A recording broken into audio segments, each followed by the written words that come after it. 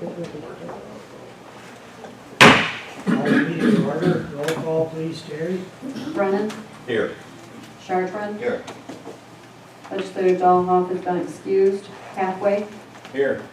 King. Here. Kulzer. Here. Marahan. Here. Mosier. Here. Legislator Pepper has been excused. Tabalt. Here. If all stand, Legislator Hathaway, would you give us an invitation, please? Father, we thank you for the blessings that you bestow upon us. We don't always acknowledge them, but we always appreciate them. Father, obviously, there's an awful lot of turmoil in the world. And if you could do anything at all to help that, we'd appreciate it. Give us strength to do what we need to do to protect our citizens and do the right thing, but also help us get together, help the world come together and be one. Please help us. And help those that need a healing hand. Please reach down and touch them. And help those that need strength to get through the loss of a loved one. Could we have a moment of silence for those that have passed since our last meeting?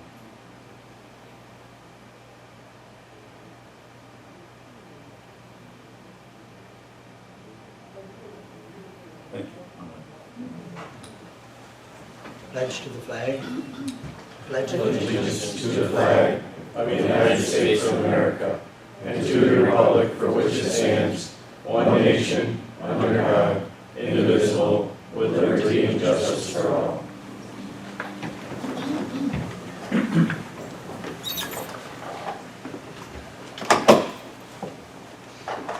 I believe everyone should have received the minutes of the November 10th meeting. Does anyone have any corrections at this time? Not, they stand approved. Report of the Rules and Legislation Committee for Rule 6, Terry. The Rules and Legislation Committee is met, and I recommend to waive the rules to act upon late resolutions this evening. Moved by Brian, second by Craig. All in favor, say aye. Aye. Opposed? Carried. At this time, we will open our public hearing for comments on the 2016 tentative county budget. Do we have any comments from the public at this time?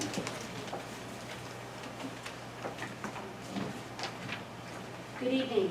My name is Eileen Mathis. I'm here representing the Krogan Free Library as well as the Lewis County Libraries. The library boards, directors, and staff of all the libraries in Lewis County would like to take this opportunity to thank the legislative board and the county manager for your past support. We also recognize that your job of creating and approving a fiscally sound and responsible budget is not easy, and we appreciate your hard work. We too are faced with hard work year after year, providing the best services possible on limited funds. Library use is increasing while county support has decreased and now remains flat. Over the past decade, our libraries have seen a 41% increase in program attendance, a 6% increase in overall visits, and a whopping 231% increase in interlibrary loan. Libraries borrowing from each other to get materials for their patrons, borrowing and working together, the model of efficiency. Lewis County libraries have increased the number of public access computers by 33%, allowing more people to search the web, connect with family, or find a job for free. These statistics show that Lewis County communities are using their libraries now more than ever. We respectfully ask that you consider funding our libraries at their full request of $30,000. Full support from the county would enable libraries to continue providing its patrons these services that they deserve. Thank you. Thank you. Do we have any other comments at this time regarding our budget?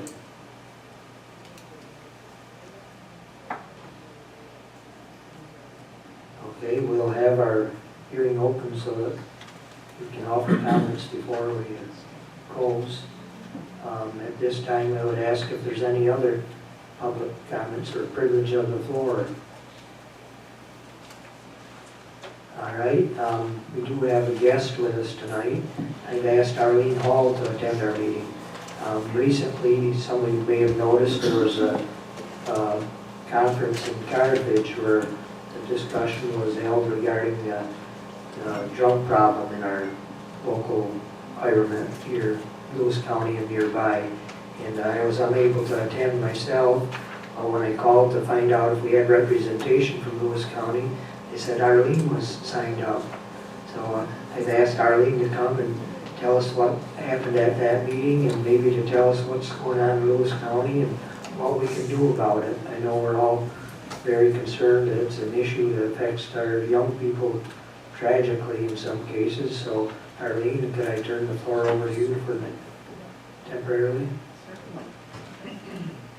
I brought a box of materials here to share with you in various things. I'm very happy to be able to be here. Pardon my back to you all. As Chairman Mike has indicated, after this meeting was held on October 19th at Carthage High School, he called and asked if I would come and bring you all up to date. I'm going to reference some notes because he asked for some other information, and I want to be able to get through this succinctly, and so forgive me for referencing these notes. This was a meeting that was called by the Assembly Minority Task Force, and it is a task force on heroin addiction and community response. And the members of that are Assemblyman Joe Giglio and Alfred Graff. And they have been traveling the state, going and visiting various communities. So locally, it was Assemblyman Ken Blankenbush as well as Will Barkley that were the local hosts. I will tell you, there was probably about 50 to 70 people in attendance, all ages, from all walks of life. The hearing went on from 6 to 9 p.m. and people gave some very powerful stories. People pointed out, and so I have a little summary here. People pointed out the need for changes in the way insurance companies reimburse costs for addiction services. So families that are struggling with someone that may be addicted in their family are finding it very difficult if that addicted person is interested in going through treatment. There are several hoops to jump. In terms of, are they currently using this? Have they been off of a certain substance for a while, but they realize that they may need some additional treatment? So you had a lot of parents talk about this, and you had two families in particular talk about how their child was clean, so to speak, after being in outpatient treatment, and was getting ready to prepare to go into inpatient for a longer stay, and sort of had one last fling and died of overdose. And that's very hard for families to share about this. Many of the people there talked about the need for good support housing after someone is released from inpatient services, and to be able to go to a place that's affordable and supportive to help them stay clean, so to speak. These families talked about the need for a detox unit in the North Country. I mean, we were looking at people that were speaking there. A lot of people were there from Jefferson County, and then a good contingent from Lewis County as well. So there was this need that was expressed for detox and inpatient services. We're very fortunate in that we've had Lewis County Recovery Center here in the past, and we now have Credo.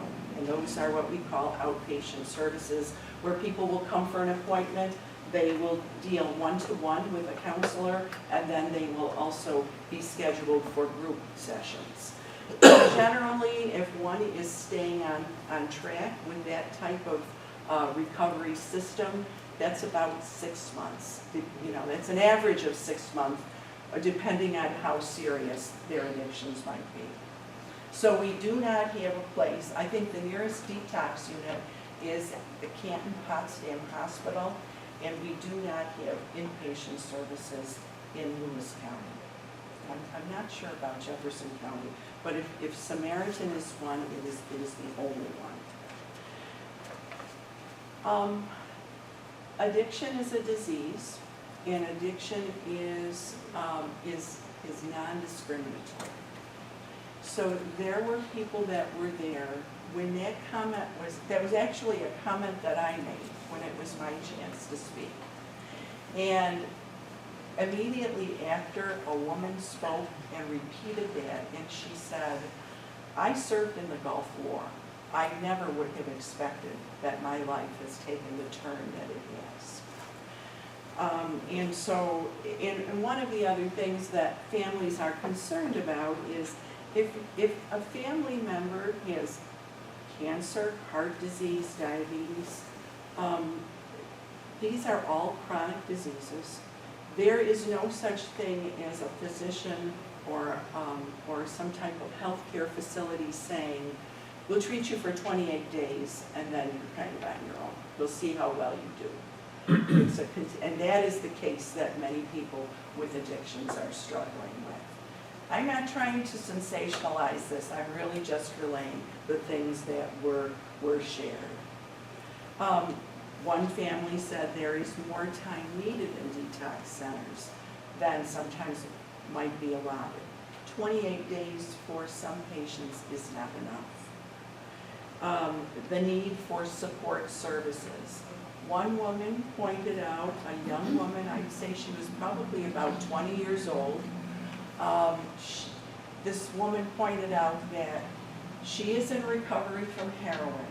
She just got out on Saturday.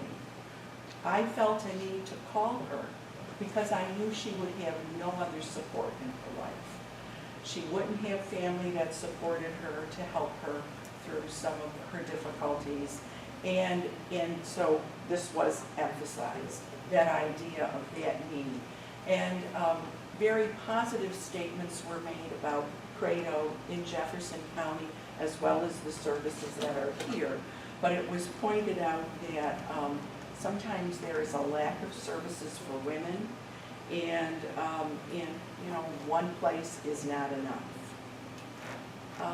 It was pointed out by the Assistant DA of Jefferson County that a whole other level of this opioid problem is the fact that human trafficking, prostitution is going on, and that the women and the young people involved in this are held to this by the fact that if they are not addicted already, they become addicted.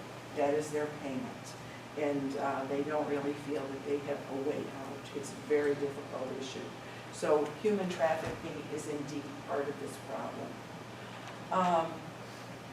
They talked about Suboxone certification for a strong run program so that the Suboxone won't be abused. Actually, we've always had a very strong Suboxone program here in Lewis County. We were one of the first. I remember attending regional meetings and people talking about that. Dr. Dan Pisanello has gone after that certification and has done a marvelous job. He was the medical director at your previous recovery center and is currently the contracted physician, the medical physician for Suboxone treatment. I'm not saying that it isn't abused in this area, but that is a problem that many areas look at and face. It was brought out the importance of early education of all youth to prevent later problems. Now, I bet you can't guess who said that. That whole idea of the importance of prevention. And actually, Sheriff Carpinelli was there and spoke, and he also gave a pitch for resources to reinstate the DARE program. And from prevention's perspective, the ideal is to be able to have a community hear a prevention message from a lot of different areas, in a lot of different ways. So certainly, the DARE program in the schools was very helpful, and certainly the programs that Mountain View is doing. Of course, I'm not totally objective about that, but it does make a difference. you know, this whole subject matter has a lot of emotional stories, and we can all get pulled into that. But there does come a point where resources have to be, and have to enter into it, more than to be able to deliver the actual services. And, you know, I'm not jealous at all of some of the choices that you all have to make and work at, because there are many good human services and many things that need to be done in our communities. Our district attorney was there, Leanne Mosier, and she spoke about the importance of education, the need for resources, the importance of prosecution to take the drug dealers off the street, the importance that drug court is a program that is effective and it can work and really do well, and the importance of longer treatment terms. One of the questions that Assemblyman Will Barkley asked, I think it was when Jim Scordo was speaking, and Jim was explaining about the various programs that are available in Jefferson County particularly, as well as the services in Lewis County for treatment. But Will Barkley asked, how does heroin get into Lewis County? And I'm going to ask you to think about your roadways. I'm going to ask you to think about a map. You know, we have the New York State Thruway, we have Route 81, we have Route 12, we have Route 26. Think of how far these highways go, and so bringing in these various drugs is not difficult. And you know, it may have been that years ago you thought, not particularly, but we thought as a community, Little Lewis County, we're safe from this. That is not the case anymore.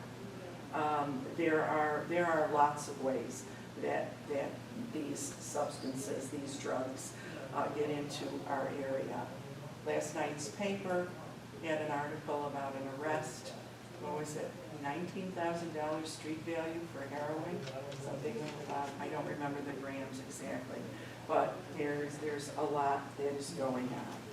About a week later, I was able to attend the Northern Tier Providers Coalition. This is treatment, prevention, and recovery providers across the North Country. And one of their sessions was on recovery language. And so these same topics came up with families sharing, and Senator Elizabeth Little was there, and Assemblywoman Janet Dupree was there. That forum went on from 4 to 6:30. Again, constant people talking about this. I'm going to encourage you to go to a website called combatheroin.ny.gov. combatheroin.ny.gov. This is a website that OASIS has put into effect, working under the governor's directive. They have put a lot of time and effort into this, and they have interviewed. There are short little snippets and interviews that you could see, YouTube videos of people of various ages from various walks of life. One of them is a mother's story. And when this campaign started about a year and a half ago, this particular commercial was shown a lot locally. It was a woman in her kitchen, and she had her cell phone, and she said, "This is what you call a selfie," and talked about her son Thomas, who was 24 when he died of a heroin overdose. Miss Ventura lives in Saranac Lake. She has spoken at several of these conferences that I have been at. When she goes to the New York State Assembly or the New York State Senate to talk to legislators about the changes that need to be done, she brings her son with her, his ashes in a Tupperware container, and says, "This is my son Thomas. He died when he was 24. And Thomas is one of those stories where he was clean and the night he came back and visited his family. She speaks about how much She loves Thomas, her son, but Thomas the addict was completely different. He lied, he cheated, he robbed. He would do anything to get money for his drug of choice. So again, as I say, very powerful stories. And in this whole idea of people in recovery, it was very clear to me how hard it is for some of these people to come forth and say, you know, I've been in recovery for 35 years, I've been in recovery for 2 weeks, and to share their stories. But they do stand in front of these forums, and they do that. From Lewis County, you had, as I said, the sheriff was there, Leanne Mosier, the DA was there, your new CSB director, Pat Freilich, was there, and I may be forgetting a couple of other people, and I don't mean to leave anybody out. But we all spoke, and, as well as many of the other people from Jefferson County that was there. In talking with Mike, he wanted to know some of the things that we were doing, and I want you to know that our services really are combined strategies. We work at doing things positive and getting good information out there, and then you also share some of the more edgier things. We do have a staff of 10. 7 of those people are in schools throughout the school year. We probably see about 1,500 to 1,700 kids throughout the school year. And some of that is, you know, good programs on making good decisions, and we work with kids from kindergarten through grade 12. So I'm really very proud of the staff. And sometimes some of those staff people are talking with a child that just doesn't want to do their homework. And at the other end of it, they may be living with parents, they may be children of alcoholics, they may be children of substance abusers. There might be lots of violence in the home, and so there's all ends of the spectrum. We are always very careful to understand what our boundaries are, and if it's a mental health problem, our staff will make referrals to the Lewis County agency that could best serve those people. We hosted in January a community task force meeting on the opioid issue. We had 24 people that attended. The idea was to see what human service workers were seeing, what concerned them, and what we might be able to do to help. One of the things that we learned of that was that the sheriffs, there is a number, it's 377-2020. So if you are a family member or you're concerned about your neighbor and something strange going on, you can call that number and somebody will come out. We also learned from that meeting that many of the human service people that are from our agencies that go into homes are concerned about their personal safety, as they should be. I remember one person said, you know, I walked in and I smelled something that was on the stove that really smelled strange. And I asked what it was, and the guy said he was cooking jam. And she said, I thought that was strange for somebody in this situation. But, and so what we've done is we've done a lot of looking at that, and we do have a flyer that we have given to various agencies that gives some safety hints for their workers. So if they're there and they feel a little unsafe, and the importance of having a safety plan. So that was one thing that we did.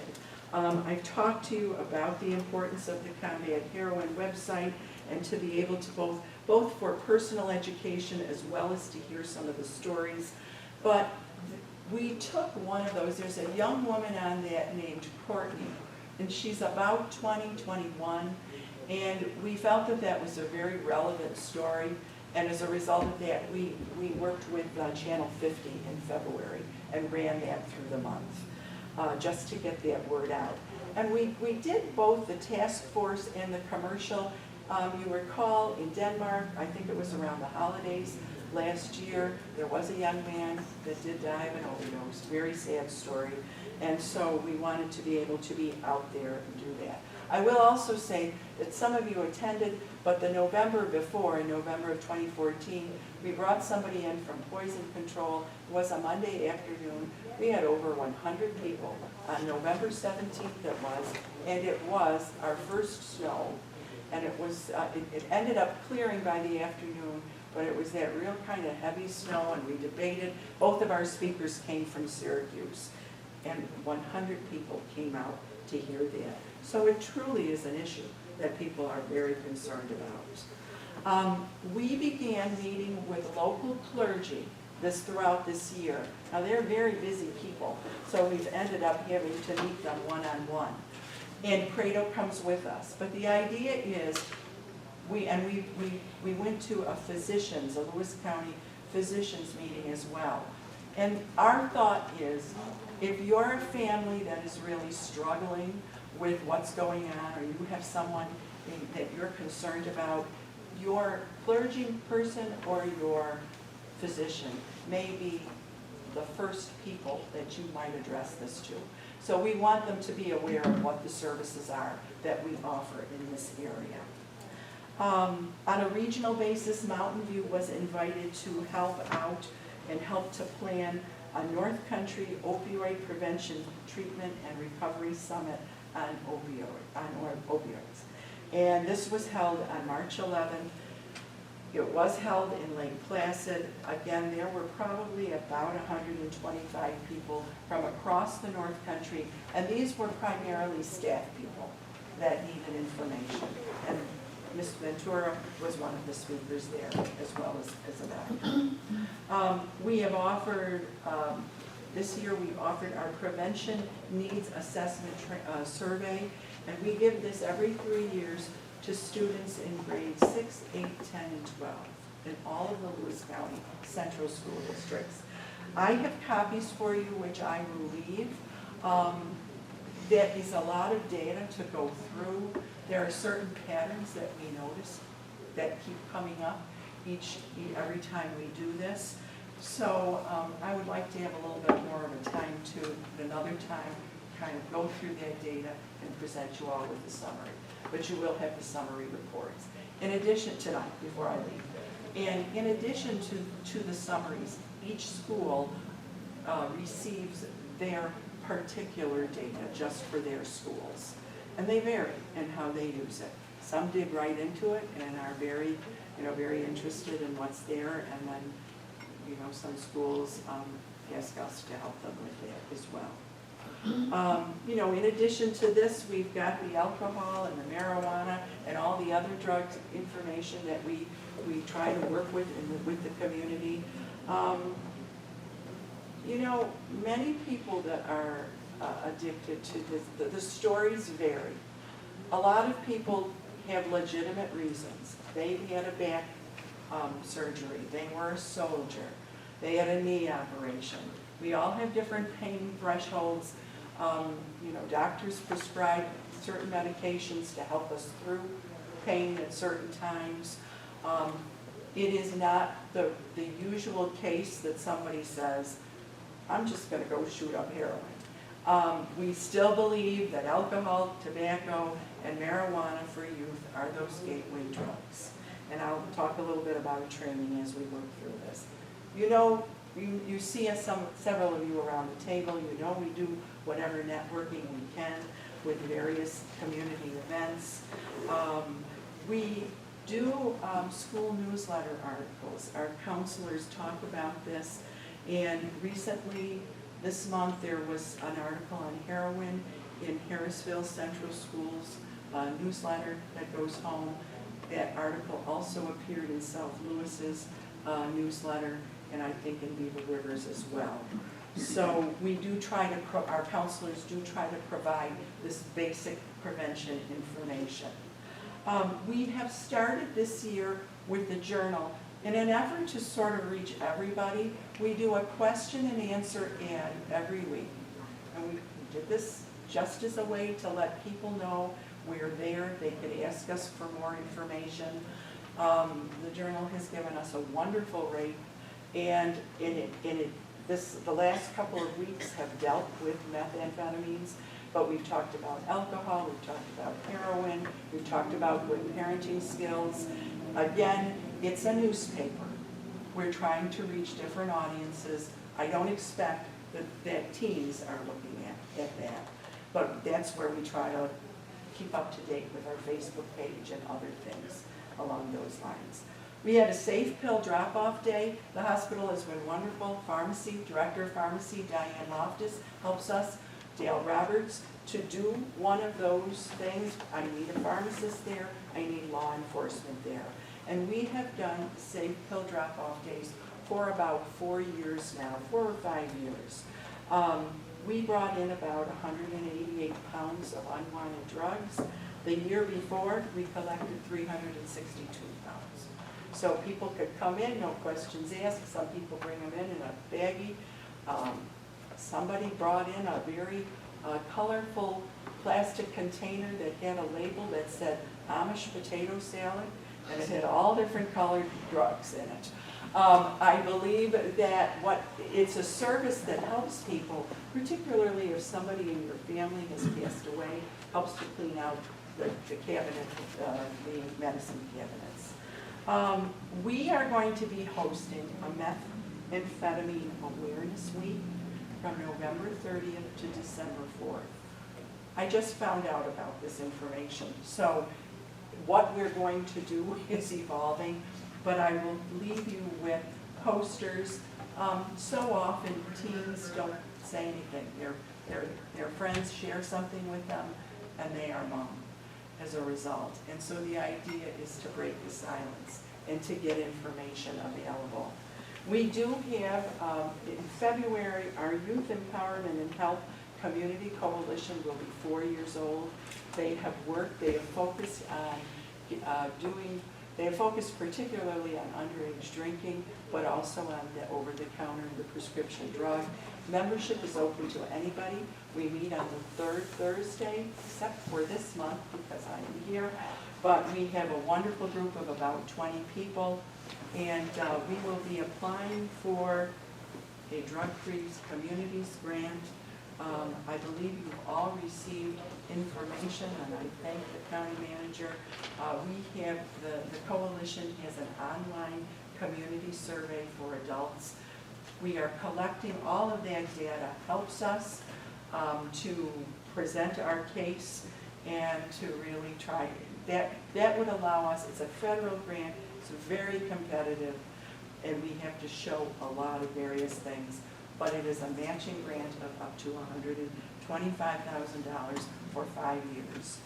And we will be going after that and have our fingers crossed. I want to thank the county manager. I want to thank you all for allowing Mountain View Prevention. We were part of the PAGE consulting group and what happened there, and talked about how we send our message out, how we try to reach people.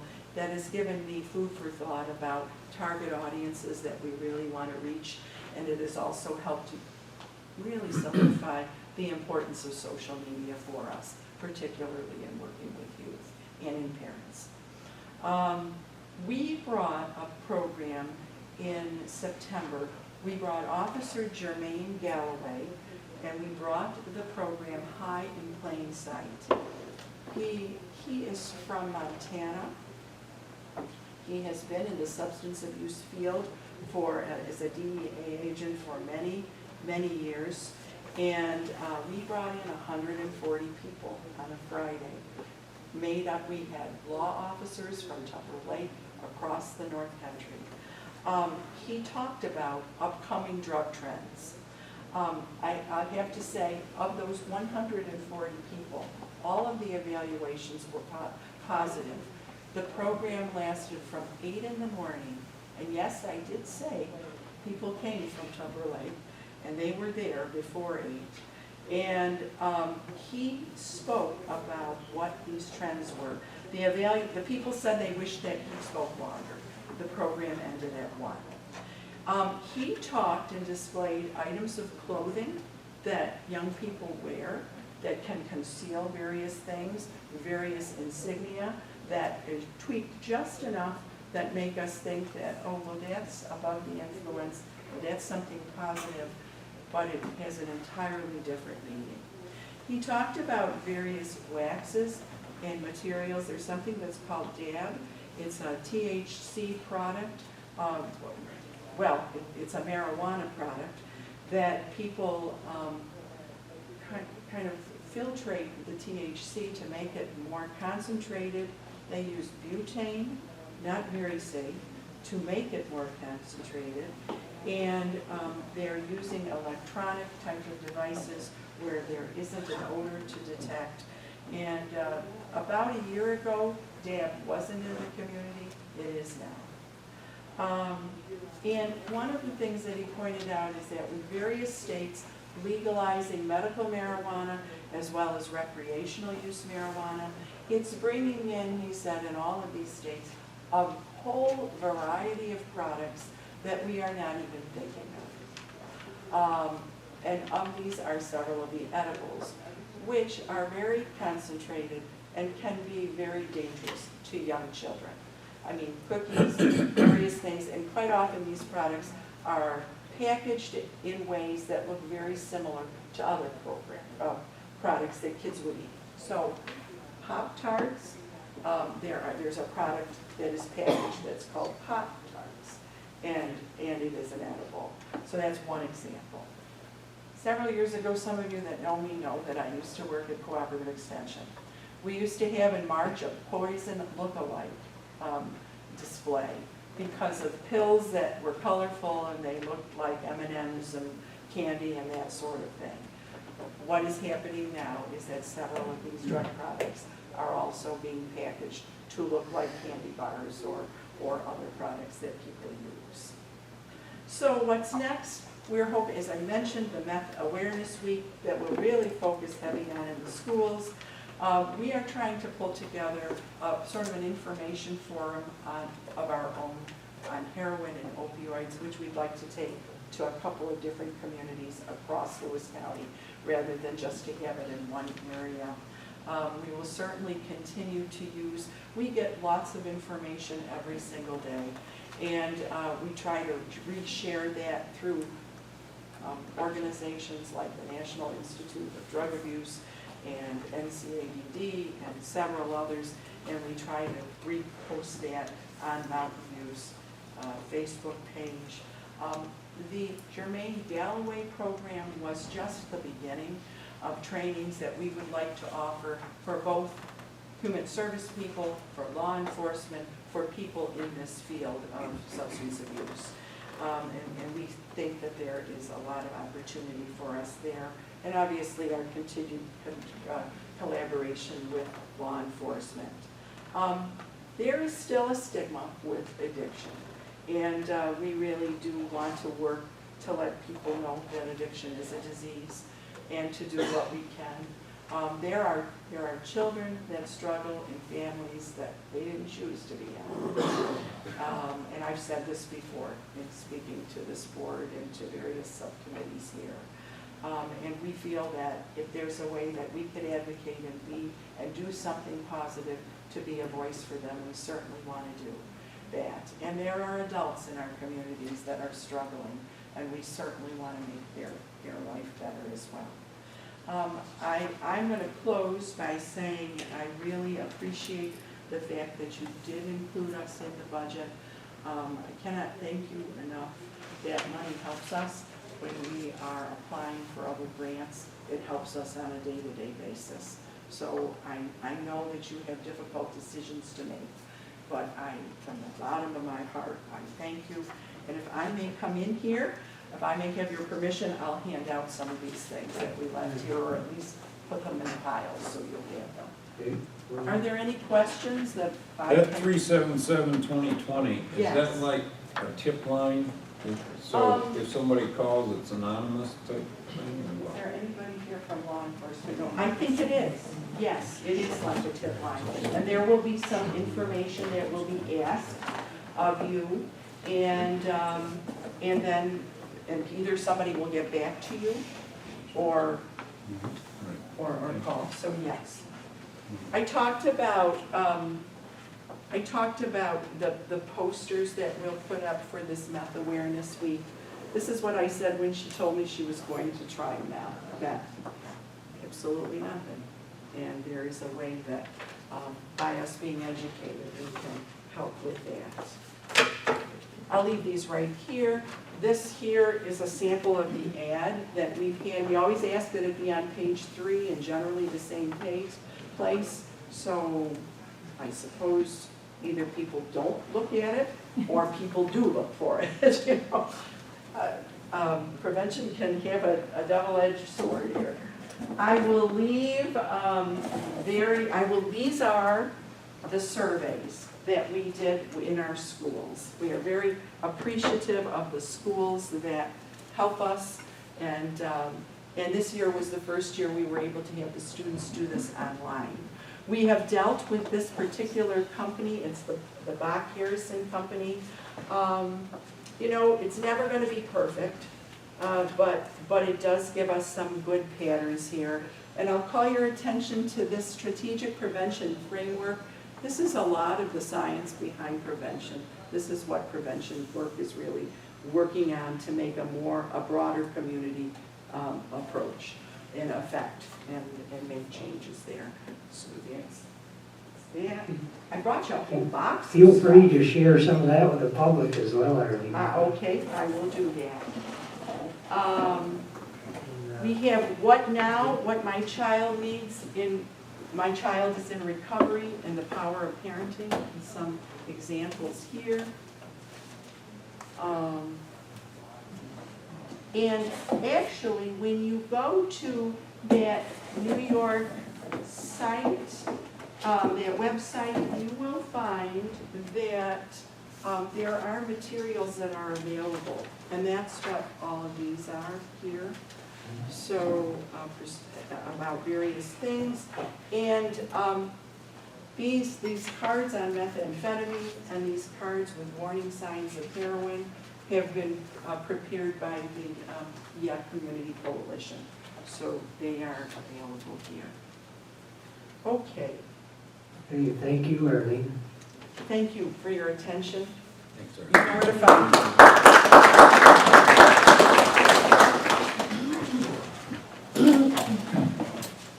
Okay, while we're on privilege of the floor, Craig, you and Andrea just returned from the inter-county meeting today. Would you care to give a brief report on how you made out with some of the proposed resolutions? Yes, thank you, Mr. Chairman.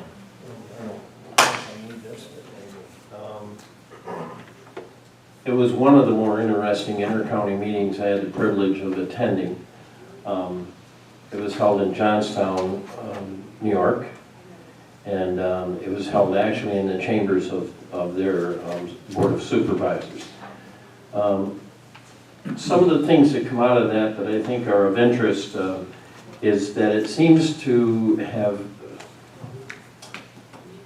the proposition for getting approved side-by-side wheelers seems to have gained momentum in Albany. And part of that reason is the time that we took as a board to go out to the western inter-county and to encourage them to support the passing of this greater weight limit on ATVs. So what they've told us is that apparently we're approaching it from a statewide position, which has not happened in the past. So we're very encouraged that we're going to see some movement there. There's still a few little hurdles to get over, but everything we heard was encouraging. They all. My page on heroin notes here, the back. Dave Lucas from NISAC was there, and he spoke at length about talking with Division of Budget, and he also talked about the $15 minimum wage. He said right now New York State is in a position, or NISAC is in a position of assessing statewide what the ramifications of a $15 minimum wage might be. I suggested to him that communities like Lewis County, it might have a far-reaching and devastating effect, because we have professionals that are probably just barely making that wage, and it would be very difficult for a small community where our mean income is nowhere near that to make up the difference for our professionals if we bring up our entry-level workers to that position, or to that point of $15. He said that will all be considered, but they had no position yet there. He also talked about, most of us are familiar with the funds that have been coming in from the bank settlements, and that New York has received an additional $2.3 billion is the term the number he gave us. And he said that at this point, that's going to be used at the discretion of the governor. And that the governor is looking for programs to use this for that are transformative, was the term he used. Apparently the governor doesn't feel that merely collaborating with other agencies within the county is transformative. That we need to bring to him or to his office programs that truly make a huge difference. And I might give you just a suggestion, if we could come up with the momentum to put a 4-lane up through Lewis County, that would be transformative and grow us economically. That's not to say that he would even give that consideration. I'm just trying to give you an idea of what they were talking about. There's also the $1.5 billion of shared services money, which also came from bank settlements, in addition to the $2.3 billion. And again, the state said that anyone can apply. But again, keeping in mind that they're looking for transformative and shared services opportunities to divvy this money out. There was legislation, I'm sorry, let me rephrase that. There was information handed out about the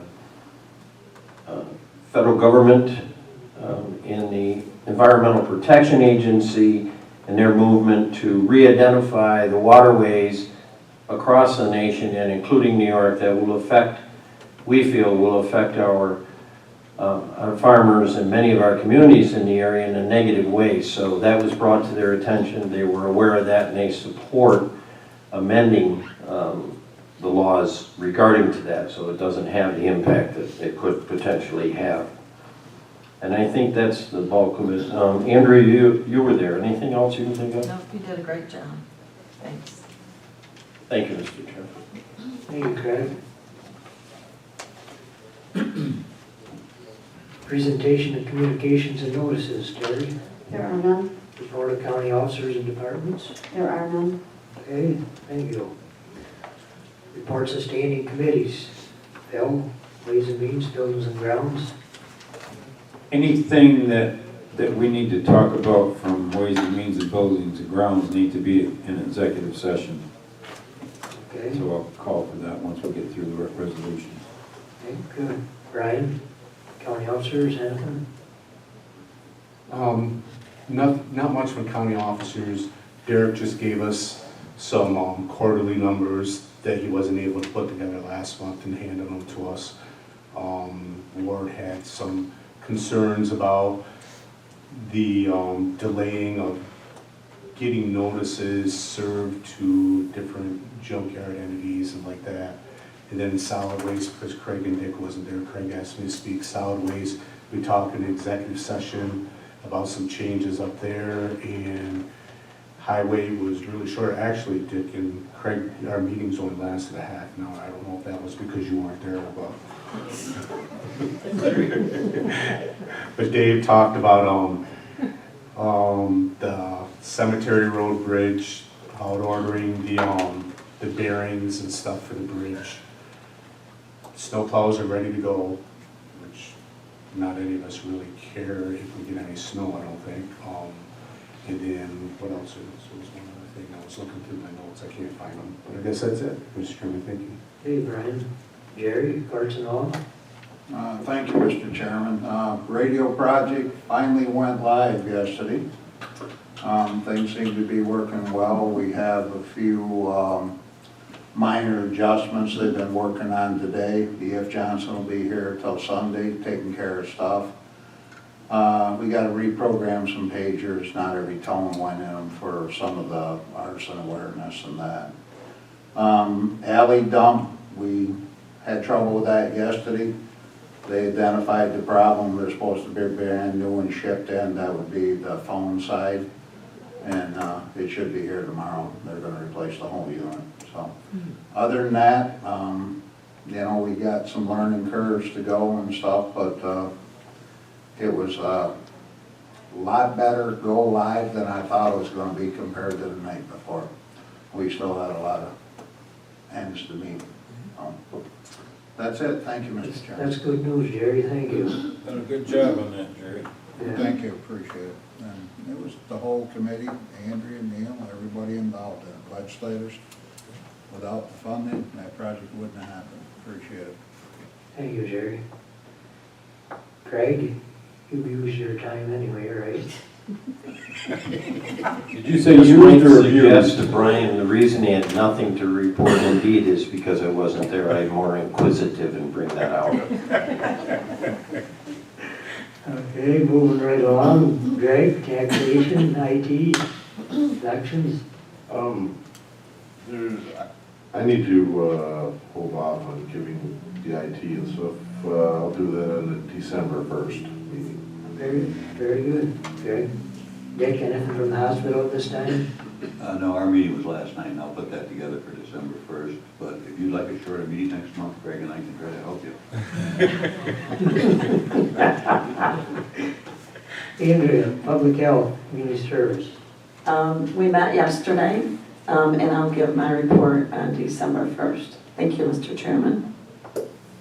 County manager report, Liz? I don't have anything tonight. Patty? Nothing to report, Mr. Chairman.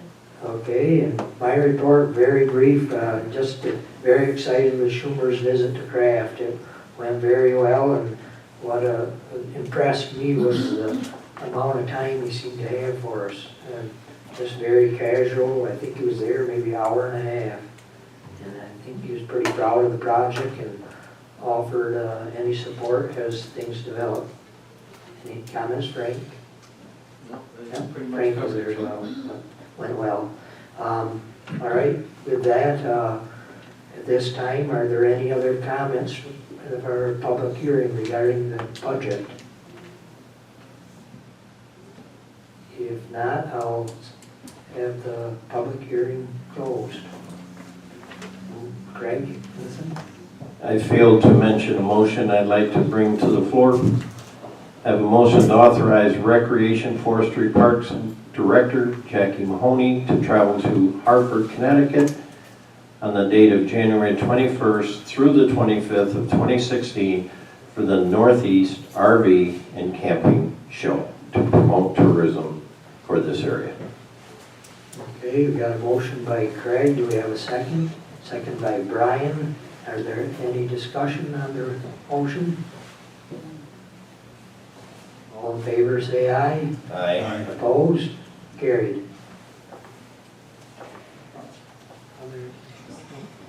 Okay.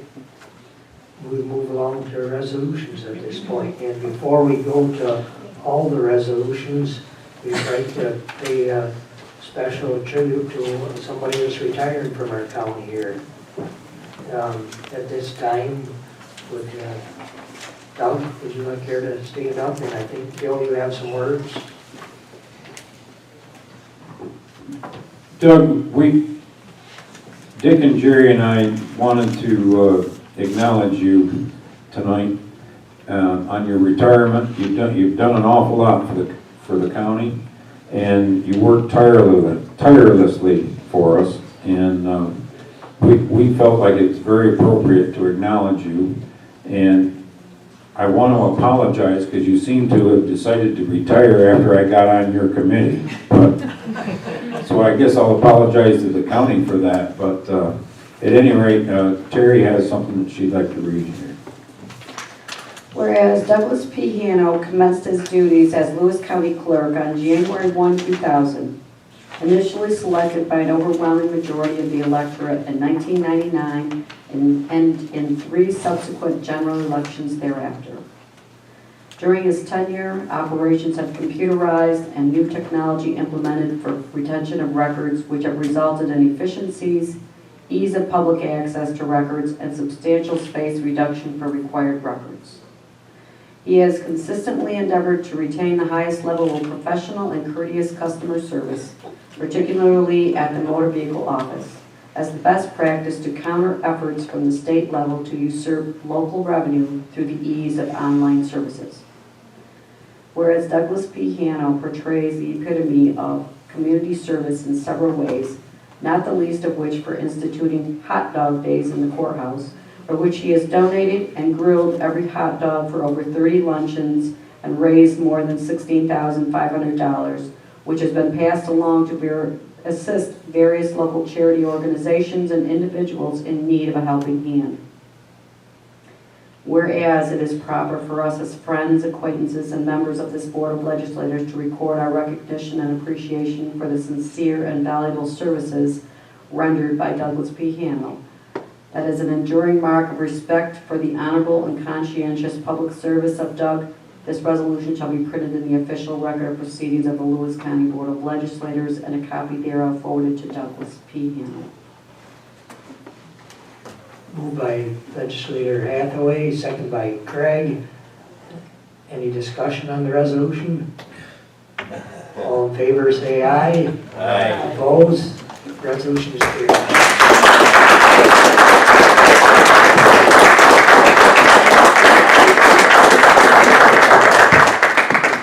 Come around, buddy.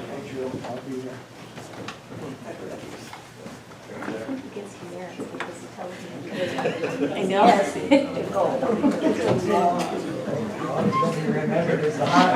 know, I bet you that's why I wanted to go to Thank you very much, everybody. Certainly, there's nothing personal about you guys, I just, right in my life to move on, and I will still be around. So, thank you. Thank you, Doug, appreciate it.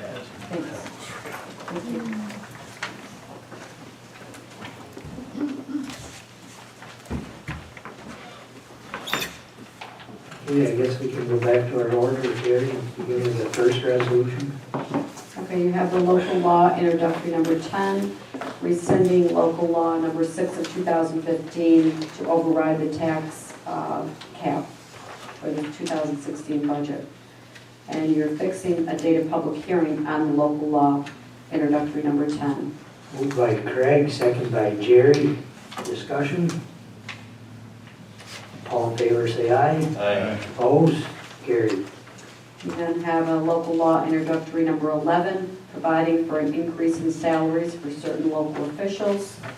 And resolution 384 will set the public hearing for that local law for December 1st. Moved by Craig, second by Brian. Discussion? All in favor say aye. Aye. Opposed? Carried. Authorizing amendment to the agreement between the county and E.F. Johnson Technologies. Moved by Jerry, second by Andrea. Discussion? Jerry, comment? Just fill everybody in, it's an extension, contract extension. What happened was we didn't get to the full coverage testing this fall the way we had planned, scheduled for the month of June, and that's when we'll do the half-mile grids and get validate that we got 95% coverage on portables and 98 on the mobiles. And at that point in time, the project will be officially over.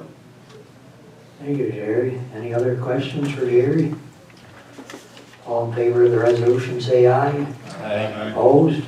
Carried. Authorizing a power purchase agreement with Green Skies Renewable Energy for the purpose of providing solar services to the county by the installation and operation of solar photovoltaic systems for the county. We'd like to just hold off on approach this that. after the executive session. Okay, we'll defer this resolution till later. Your late resolutions are appointing a member to Opportunity Board of Directors, Jennifer Jones. Moved by Craig, second by Brian. Discussion? All in favor, say aye. Aye. Opposed? Carried. Authorizing an agreement between the county and Tyler Technologies for software products and services. Moved by Jerry, second by Brian. Discussion? All in favor, say aye. Opposed? Carried.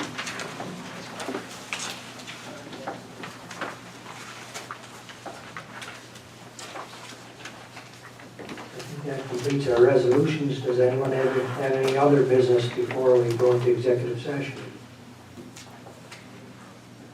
Okay, I'll accept the motion to go into executive session, discuss contracts. Moved by Phil, second by Brian. All in favor, say aye. Aye. Opposed? Carried. And we may or may not take action on resolution afterwards.